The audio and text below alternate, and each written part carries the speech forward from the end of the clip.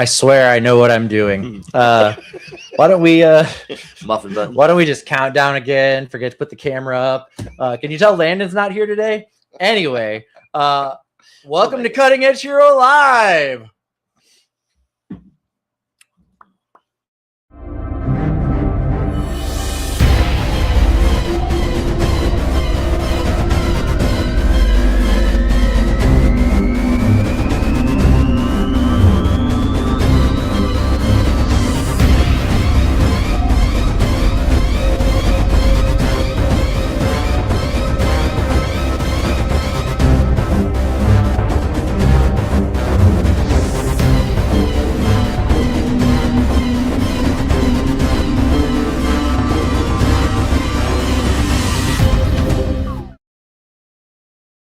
Welcome to Cutting Edge Hero!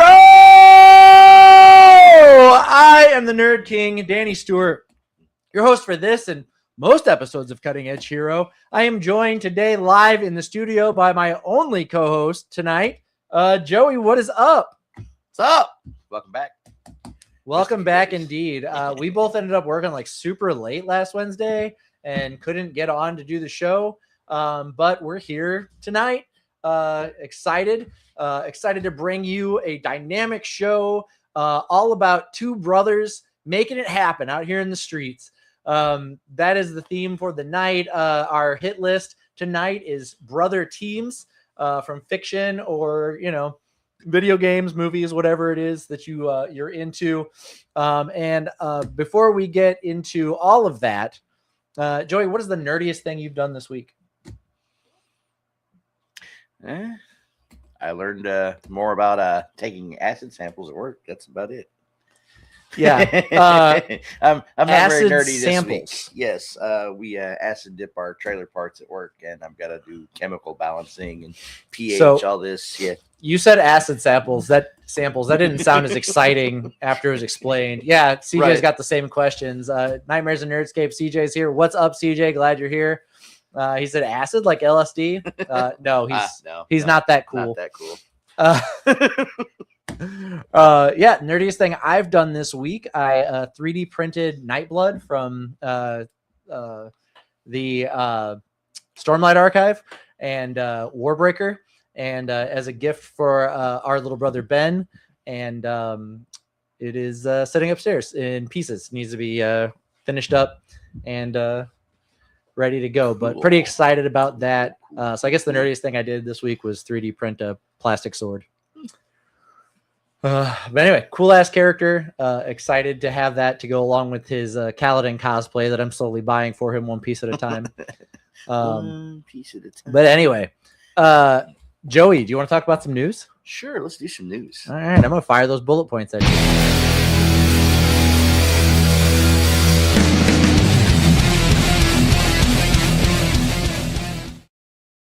Welcome to the bullet points, where we are going to talk about some of, but certainly not all of the news coming out of anime, comics, video games, TV, and movies.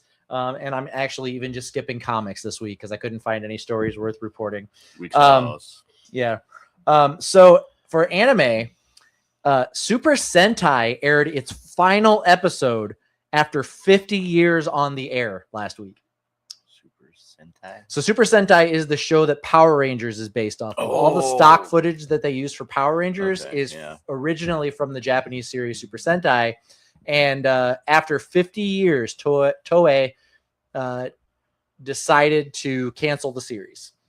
So it is on an indefinite hiatus, and there will be no new footage for the Disney-led Power Rangers reboot to steal from, unless they steal from the last 49 years worth of episodes. So I'm sure there's plenty to work with there. They have plenty to bank.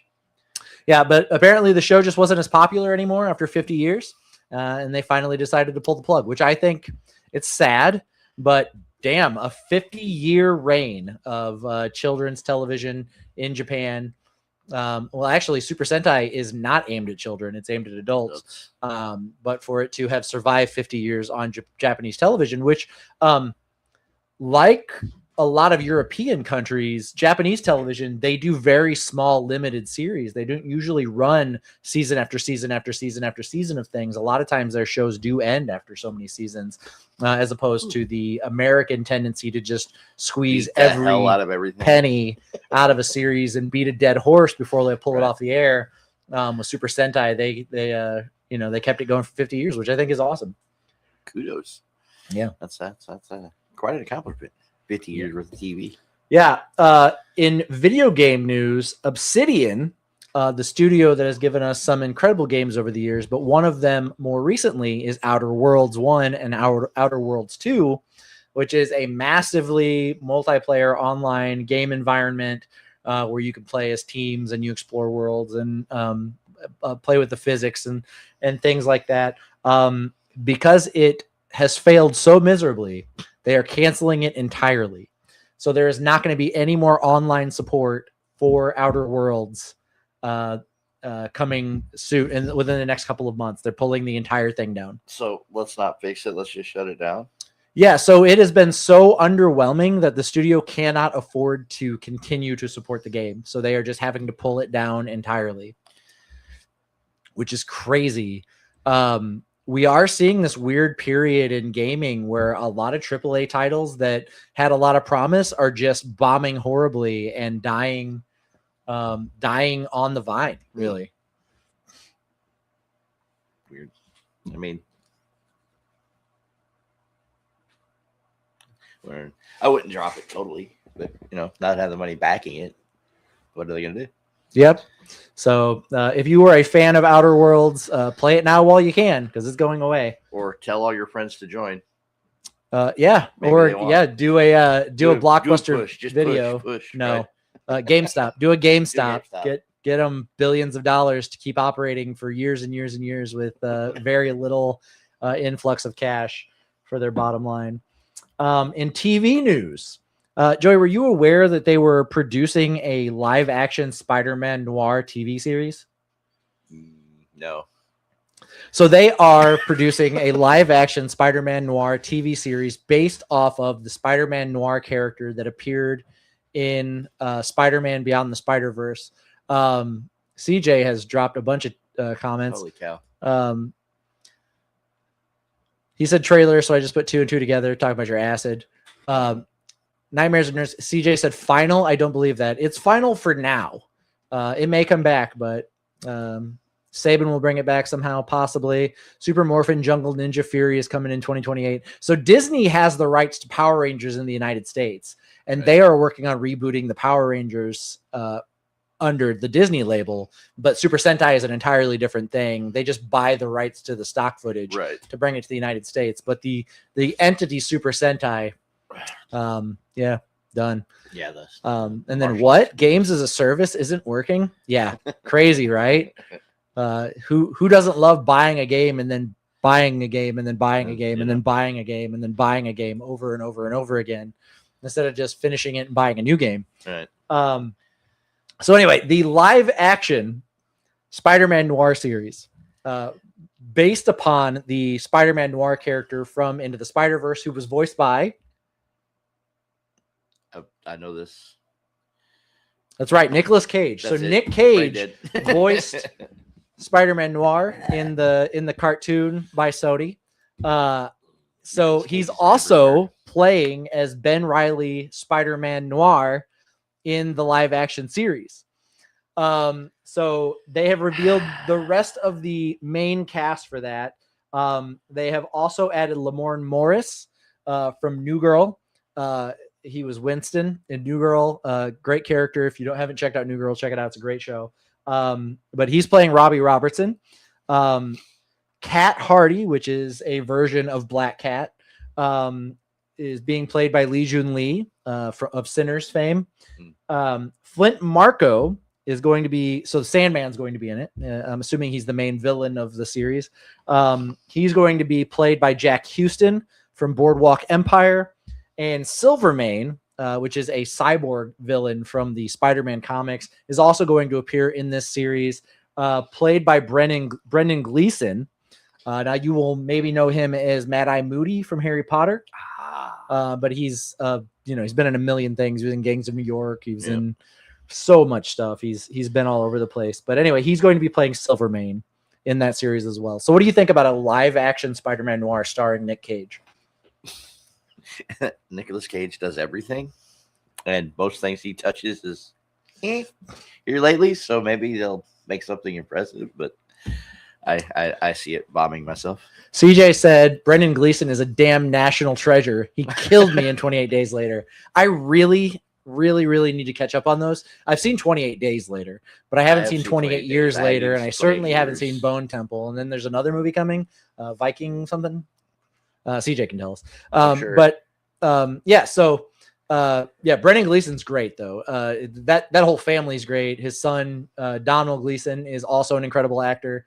And he's also in Harry Potter. CJ said the new trilogy is really good so far. He's talking about the 28 Years Later trilogy. Temple. And I believe if you watch Nightmares and Nerdscapes, CJ did a really great breakdown of the first two so far. So check that out. I'm gonna watch them first. Now, not that we haven't gotten enough of him, but reported over the last couple of days, and this is kind of video game news too, but Jason Momoa has been cast as the lead in the Helldivers movie based on Helldivers 2. So if you did not play this game, I didn't play the game, but I'm pretty familiar with what's going on. Helldivers 2 is basically a video game version of Starship Troopers. Yep. They just took what Starship Troopers was about and they turned it into a video game first-person shooter called Helldivers 2. Well, now they are making a movie based on Helldivers 2 starring Jason Momoa. So I guess we're basically getting a Jason Momoa-led Starship Troopers spinoff. I like Starship Troopers. I know you like Starship Troopers. I figured this would be perfect for you. This is going to be something I'm going to have to watch. CJ said his humor fits that perfectly, and I could not agree more. I think Momoa is a good person for this. I do wonder about how derivative the idea of this circular concept of copying a movie to make a popular video game that then gets a movie made out of it. It would be like DC making a character named Dade Wilson based off of Deadpool. You know what I mean? Yeah, Wade Wilson to Dade Wilson. Yeah. Well, Slade Wilson to Wade Wilson, and then DC copying that and then being like, you know what, it'd be really cool if we made a character based off Deadpool when Deadpool's based off Deathstroke. Right. You know what I mean? Circular logic. Yeah. But anyway, you never know with Hollywood, and certainly nothing original is coming out of the big studios. But it could also be one of the greatest movies ever made. You never fucking know. That's the crazy thing. Shameless cash grab? Probably. Incredible movie? Maybe. No. Terrible movie that we love and still talk about 20 or 30 years later? Right. Could be. Absolutely no idea going into it, but it'll be interesting to see how that whole thing goes down. Waiting to see. Yeah. Well, Joey, I hope this news didn't just graze you. This has been the Bullet Points.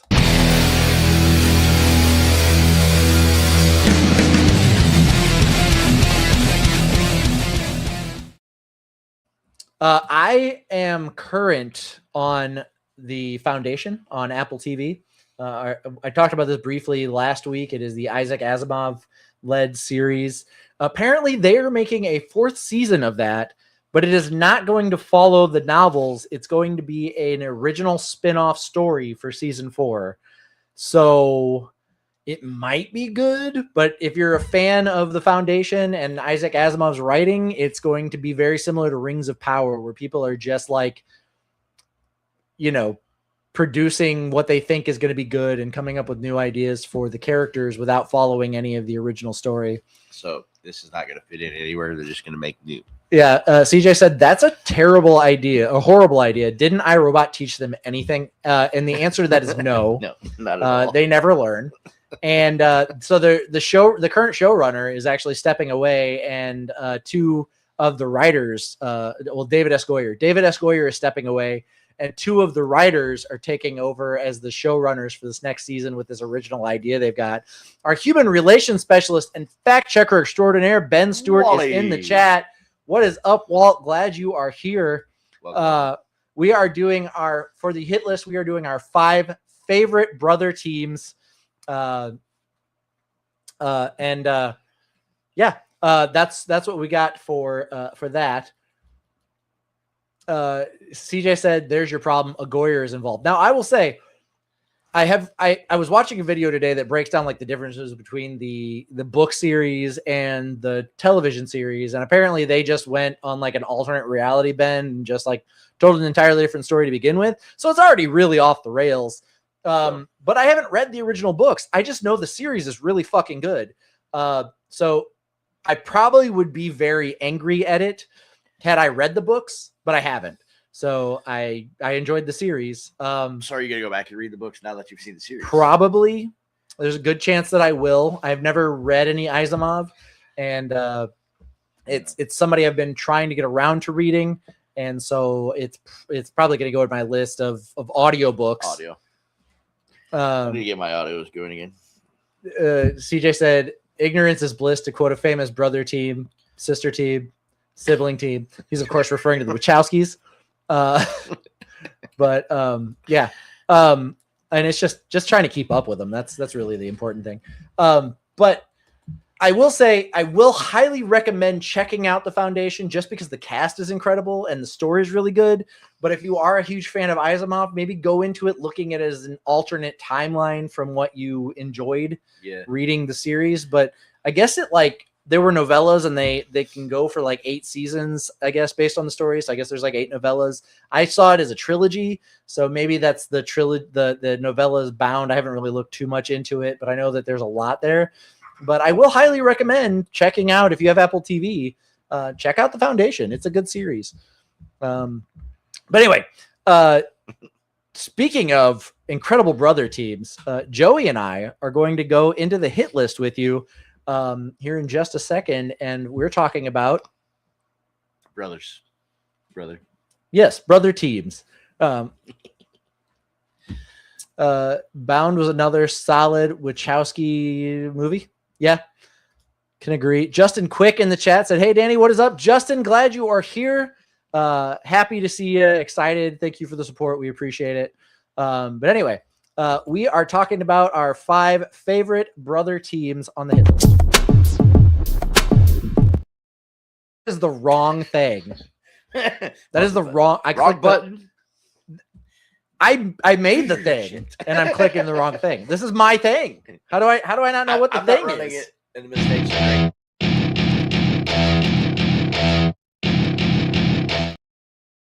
Welcome to the hit list. This week we are talking about our 5 favorite brother teams. So that is just 2 brothers hanging out, working together as a team, doing incredible things.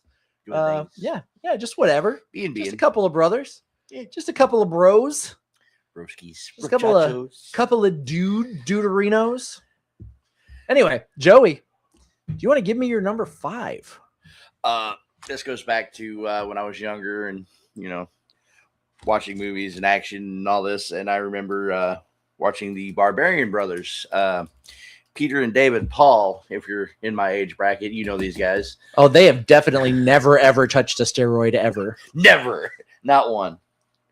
But one brother was a writer and they both became actors. And they did brother duos movies as well as not brother movies where they were no relation whatsoever. But good comedy. Good.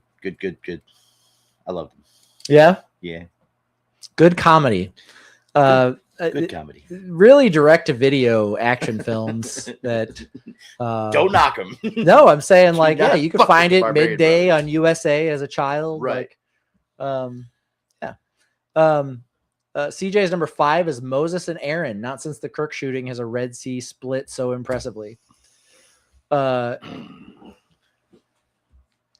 Let's see. Bottom shelf at Video World was a great place to live. He's talking about the Barbarian Brothers. Yes. Yeah, dude, so many great crappy action films. Right. I cannot tell you how much I enjoyed the catalog of Cynthia Rothrock films from the 80s that were garbage. Yeah. So literally the only reason Steven Seagal has a career is that shitty action films were kind of a fun thing to get into. Right. Everybody did them. Yeah, absolutely. I'm going to give you my number 5. And that is, I shouldn't hold this. Anytime light hits this thing, I can't see what it says. Yeah. So I'm trying to save paper. Thought it was a good idea to use this little screen thing. But anyway, my number 5 is Alpha and Bravo, or Rios and Salem, the 2 main characters from the Army of 2 video games. Now, I have very fond memories of that. He said, "Oh man, Brian Bosworth, come the fuck on." Is that the hair loss for men videos? Anyway, Rios and Salem. Now, the first game, I haven't played any of the Army of 2 games since the original, but Ben and I played this game from beginning to end in one day. And it was one of the most incredible experiences I've ever had in a video game, playing tandem with someone who was just the perfect teammate for this. And we fucking crushed this game. It was so much fun. Probably the most fun I've ever had playing a video game. Very fond memories of that one with Walt. He said, those are some good nights. Hell yeah, dude. I wish there was a new one of these so we could like log in on our PS5s and just crush it together. Maybe there is. I should look into it. But man, that game's fun. It's just you and your partner against the computer. Like no massively multiplayer online worlds or anything. It's just you and a brother getting in there and playing. Now, Rios and Salem are not biologically brothers, but they're brothers in arms. Like they're as brothers can be. And also, Ben and I had an incredible time with it. So, let's see, Joey, what did you have for number 4? That would be another thing from my younger years. These guys were on the wrestling circuit. They were the WCW tag team champions. They were also the WWF tag team champions when it was WWF. They were the Brothers of Destruction, Undertaker and Kane. They were never tag team partners in WCW. What are you talking about? They were. No, they weren't. As what? I swear they had the WCW tag team championships. As what? The Brothers of Destruction. What? Yes. Before the WB. Before the W, they were WWF tag team champions, and they were the WCW's tag team champions. Firmly disagree. They bled over. I think you may be wrong about that. Undertaker and Kane. Ben, will you check into my no, they weren't. Who? CJ said no, they weren't. Yeah, they were. He said nope. Yeah, they were never WCW tag team champions. I swear they were WCW tag team champs. I don't even think after WWE bought WCW, I don't think they even used the WCW tag team belts that Undertaker and Kane would have been partners in that anyway. I don't think that's right at all. But they definitely were the WWE tag team champions. I failed on that one. I was pretty sure they were the WCW champions too. CJ said Joey's testing of acid has caused this. It's possible. Straight to the brain. Oh, shit. All right, so that's Joey's number 4. CJ is number 4. Mario and Luigi. Nothing like 2 Italian plumbers beating Goombas into the dirt. Yeah, man. Just talking about acid and then mushrooms. The Mario Brothers. Now, CJ, you mean the live action Mario and Luigi, right? From the Super Mario Brothers Super Show, or from the live action movie, John Leguizamo and what is his name? Bob.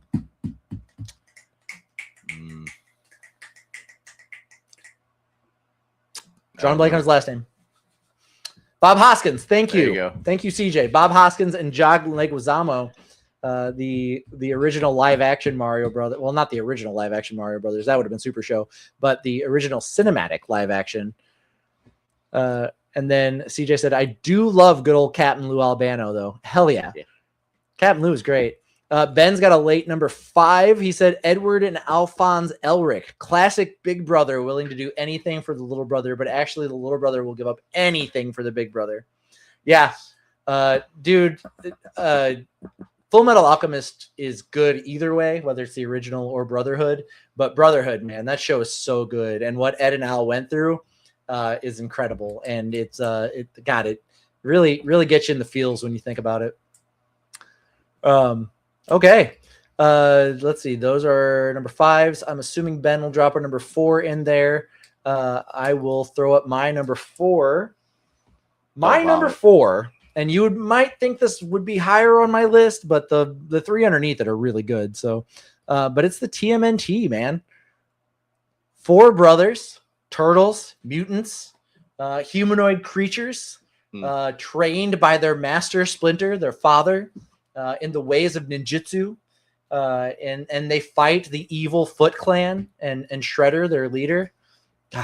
So fucking awesome. And with so much staying power. The Ninja Turtles, debuted in the early 80s, and they're still around, Still around. Fucking love the Ninja Turtles.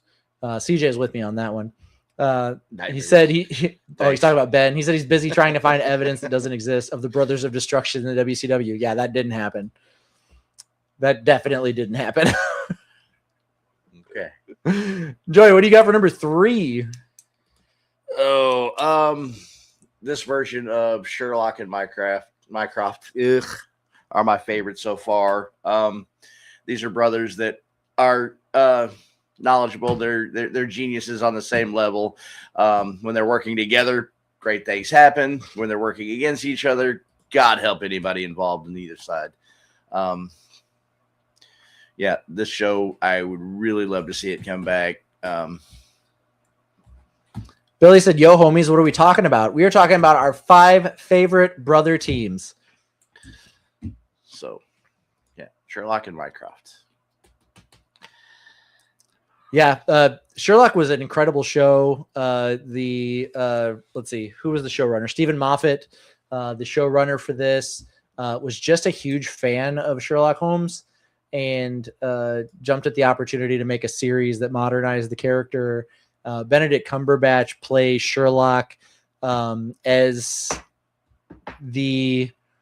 I think a little closer to what Arthur Conan Doyle wrote him as, which is that he really had a hard time understanding the lay person. Right. And he was eccentric for the time when it was written, back in the 1800s, early 1900s. I think it was early 1900s, when I can't be for sure on that. Anyway, but they really took the character and played him seriously instead of a lot of your other fictional or live action versions of Sherlock played him as kind of like a quirky, funny character. The Robert Downey Jr. version, as an example, that way.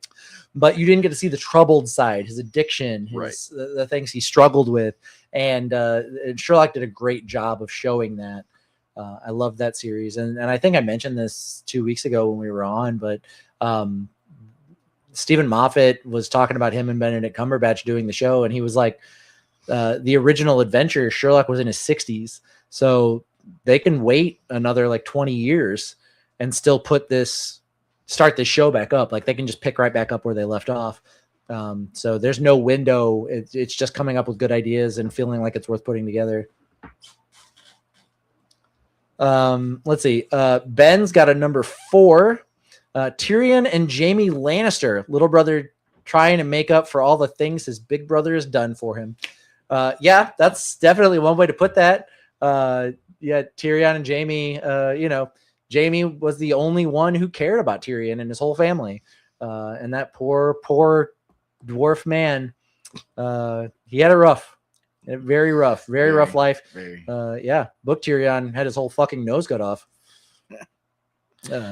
And actually, like, is supposed to be the main villain of the Song of Ice and Fire books, according to George R.R. Martin, which the show didn't show. They didn't do that in the show. We'll see where it ends, or we won't, because I don't think Gurm is ever going to finish his books. So we'll see. Could happen. CJ said it was the Doctor Who revival team that cranked out the new Sherlock Holmes series. Martin Freeman was great as Watson. Yeah, well, Stephen Moffat wasn't in the revival period for Sherlock Holmes. That was, I'm drawing Russell T Davies. He was the showrunner for the revival whenever it was Christopher Eccleston and then David Tennant. But yeah, I mean, Moffat was a writer in that. He wrote some of the later episodes of Tennant's run. It was Russell T Davies first, then it was Stephen Moffat, and then who was it after that? The person that took over during the Jodie Whittaker episodes. Trying to blank on her name, and then I quit watching. And now it's back to Russell T Davies, I believe, is the current showrunner. And then Ben said, we are actually talking about the Kane and Undertaker being tag team champions with a real Mandela effect setting. Yeah. Joey lived in an alternate reality that none of us were a part of. Let's see. What were we on? Number 3? Yeah, we were on 3s.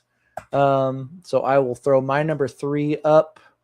Let's see. My number 3 is my favorite DC Comics character. And his little brother. So this is Dick Grayson and Damian Wayne. So during the brief period in DC Comics where Bruce was dead, Dick finally felt he had earned the right to wear the mantle of Batman. He won the battle for the cowl between himself, Jason Todd, and Tim Drake. And he earned the right to be Batman. And whenever he became Batman, his adoptive little brother, Damian, became his Robin.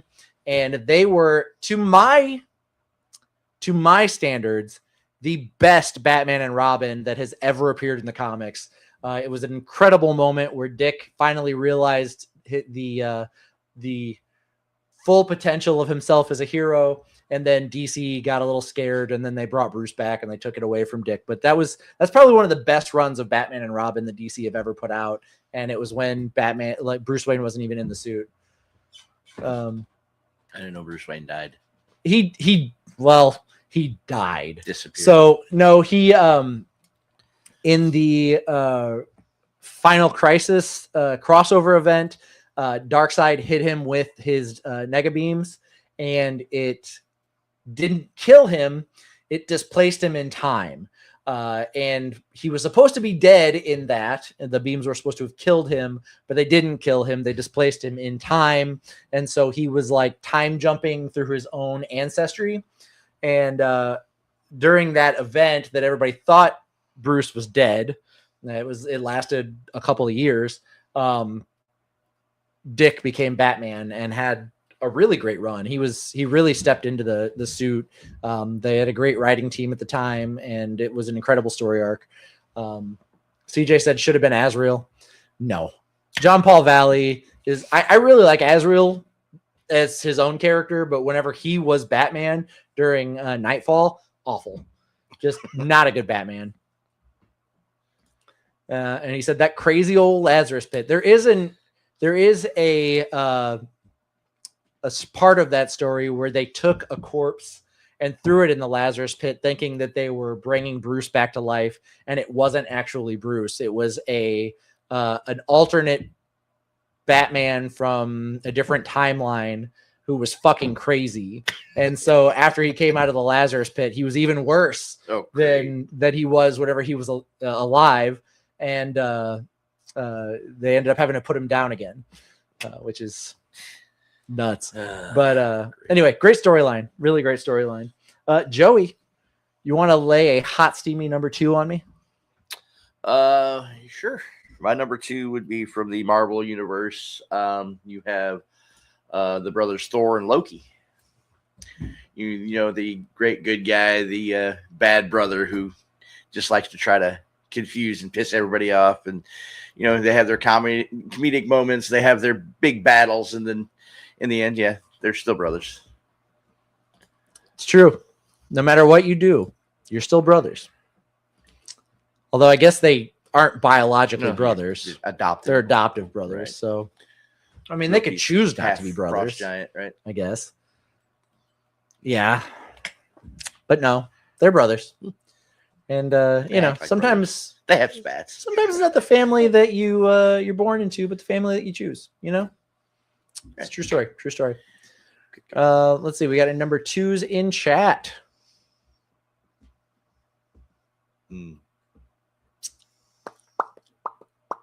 While we're waiting on number 2s to drop in chat, I will give my number 2. So this one's a big deal for me, and also a big deal for me because of Ben.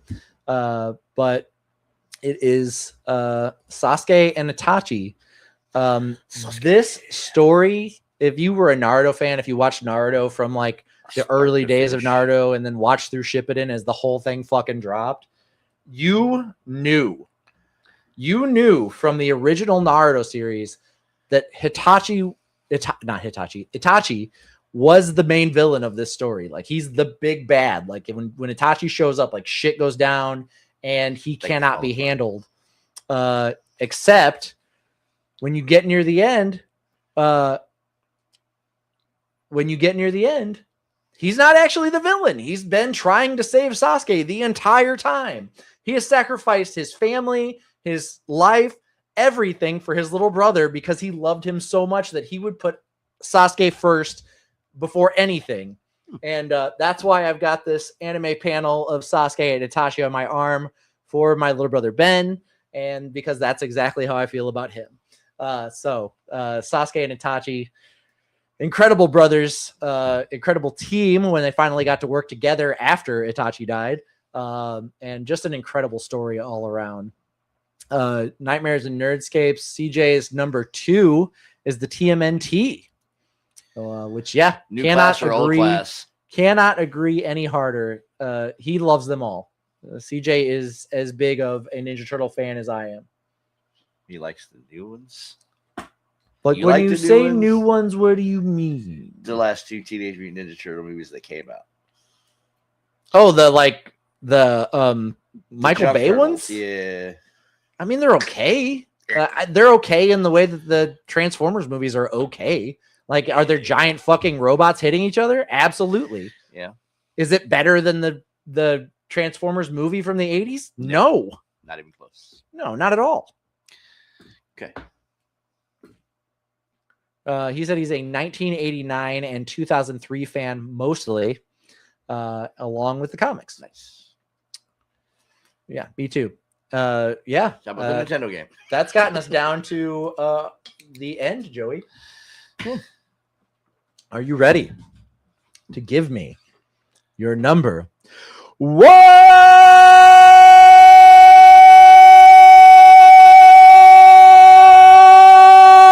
Joey, your number 1, please. All right, my number 1 comes from a great movie I found and fell in love with and introduced you to. Most of the people I know I introduced to once I saw it, it would be Connor and Murphy McManus from Boondock Saints. This movie, it's 2 brothers who, grew up in a rundown part of Boston. They were meat packers. They lived in a rundown house. Things happen. Things fall apart throughout the end. And they decide they're going to clean up the streets of Boston. So they start taking out the big bads from the gangs and everything. The mafia. Sorry. Why are you laughing at me? I'm not. I'm laughing at what CJ said. What? He said he has macroed mute just for this segment. He has what? It automatically mutes whenever I go to say number 1. Nice. But yeah, love Boondock Saints. Great movie. Really enjoyed the original. The second one, is okay. It was. But the original, the very great. First one was great. Love the first Boondock Saints. I mean, it's just a stupid, fun action movie with a fun little twist at the end that you could have seen coming from a mile away, but I didn't. So Ben's number 2 in the chat. He said Luffy and Ace and Sabo from One Piece. Yeah, that's a great brother team. We never get to see the 3 of them working together on screen as adults, but they are all really cool characters. Funny story. Whenever that word. No. whenever I can't remember his name, the creator of One Piece was doing the arc where Ace dies, he was planning on that being the end of the series of One Piece. So after he killed Ace and then decided not to end the series, he wanted Ace back in the series. And so he created and introduced the character Sabo, which is why Sabo ends up with Ace's devil fruit powers, and why he is in the show and doing all the things, because Ace died, killed off Ace, and he wanted to get that character back in there, so he just introduced a third brother, which I think is cool. It's great. It's like a landfill from Beer Fest. Somebody got that reference. Anyway, my number one comes from one of my. God damn it! I hit the button. You hit the button. Good thing I know what I was going to say. It cleared the tablet. There's nothing on here now. It's Blake. I should not pick it up by the button. That's a terrible idea. But anyway, from one of my favorite video games of all time, it is a brother team. The first time that this character, his brother, is introduced, he's a villain, and you don't get to play with him in the second game. But in the third game, which is a flashback, they finally get to be together, and you get to see them fighting side by side. And that is Dante and Virgil from Devil May Cry 3, then 4 and 5. In the first game, Virgil is the Dark Knight that you fight and kill in the game. The second game, Virgil doesn't show up at all. And then in the third game, you get to see Virgil when he was still alive before he was turned into the evil knight that Dante kills in the first game. And then the fourth and fifth one is all about, the fourth one is about bringing Virgil back to life. And then he's, one of the main characters in the fifth one.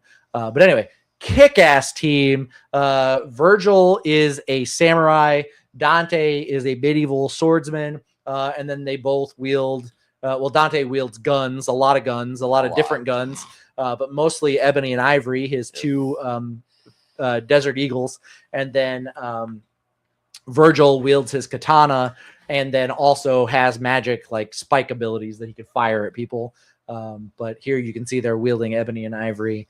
But the two Sons of Sparta are definitely two of the coolest characters in video games ever. And whenever you get to see them actually working together and fighting side by side, it is incredible.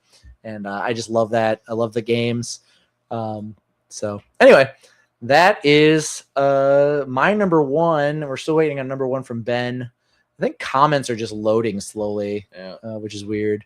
Because we had like 5 pop up at once a while ago. He's still searching. Maybe not. WCW stuff. Maybe they're going to drop in a few seconds. Or maybe it's YouTube. Maybe YouTube's the issue. Maybe YouTube comments are just loading slowly. But next week's hit list, when we come back, Landon will be here. It is possible that our new technical director will be here as well, which fingers crossed, because you guys can see how well I'm doing whenever I have to be in charge of the computer and try to talk at the same time. As well as me. The hit list for next week is the one we talked about at the end of the show 2 weeks ago, which is the 5 topics that you can info dump on without being stopped, that you could just go on talking about for days. So that's what the list is.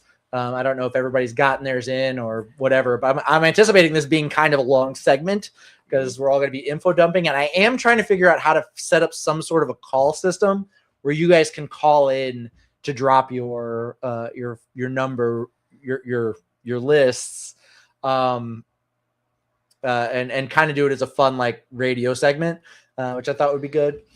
Ben got his number 1 in. It is Piccolo and Goku, because that's Mecha and Danny to me. Yeah. Yeah, Piccolo's black. Of course he is. Yeah. Yeah, speaking of Goku, if you guys didn't see the guest announcement for Cape Anime 2026, Ian James Corlett, the original American dub voice for Goku, the guy that introduced anime to Western Shores, is going to be at Cape Anime 2026. And I cannot fucking wait. You know what? I just saw this. Ben's number 3 was Dante and Virgil. That's awesome. I don't know how I missed that, Walt. Virgil in his armor is Peak. Yeah, in the first game. Nero Forte. Who's the Max Brothers? Huh? Nightmares and Nerdscape says his number 1 is the oh Max shit! Brothers. I missed CJ's number 1. Marx CJ's number 1 is the Marx Brothers, okay. the comedians. For what should be obvious reasons for folks who know me. Yes. Groucho. And Ben said, like in the world of Dragon Ball Z, green is black. No, absolutely. I think a lot of people agree. Yeah, Piccolo's a black dude. And yeah, absolutely. That's me and Mika for sure. And then that's funny. I was just talking the other day about how we not only have the original dub voice of Goku, but we also have the original dub voice for Vegeta and the original dub voice for adult Gohan, Brad Swale, Brian Drummond, and then Ian James Corlett all coming to the show. And I was just like, I was telling Katrina, I was like, Ben's probably going to be pretty excited about Gohan being here. And she was like, why? And I was like, because that's who Ben is. Like when we did Dragon Ball Z stuff, when we were younger, Ben was always Gohan. And now he's coming to our show. So I think that's pretty fucking exciting. But anyway, so next week, 5 subjects you could info dump on and be ready to actually info dump live on air. I'm going to figure that out. Maybe. I might forget about it as soon as I turn the live off, but ideally I'll remember. But anyway, for the hit list this week, remind you to charge things in. This has been the hit list. Or someone else could figure it out. That'd be fine with me.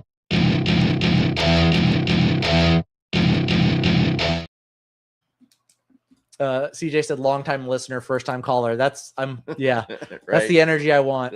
This is exactly what we're looking for. That is the energy I'm looking for when we do this. Absolutely. But anyway, guys, that's short and sweet. Can't fill as many airwaves with Landon's not here to talk. But I just look pretty. See, the comments are not loading in order because this just popped in ahead of that other one. CJ said they will never top the masterpiece that was 2013's DMC Devil May Cry. You mean the one where Virgil was a fedora wearing mall ninja? Yeah. Best version. Best out of the series. Absolutely. That's a no. That game's awful. Awful. Yeah. But anyway, thank you guys so much for tuning in. Thank you for dropping your hit list. Landon will be back next week. And there is a world where our new technical director is here. There's been just a weird situation with like some health issues and some, the snowpocalypse and sickness and just but ideally we will have a new technical director to introduce to you next Wednesday. And if not that Wednesday, maybe the one after. But soon. Anyway, soon. There's someone that's taking the seat. It's a cool guy. Can't wait to work with him. Excited to bring him onto the show. But anyway, for this week, I'm just glad you guys are here. Joey, anything you want to say to everybody? Sam, I'm happy you guys come to see and nerd out with us. Without you guys, we wouldn't have a show. So thank you. Yeah, thanks for tuning in. Thanks for being here. Thanks for your comments. We appreciate you guys. We love you. You guys have been great, and we've been Cutting Edge Hero.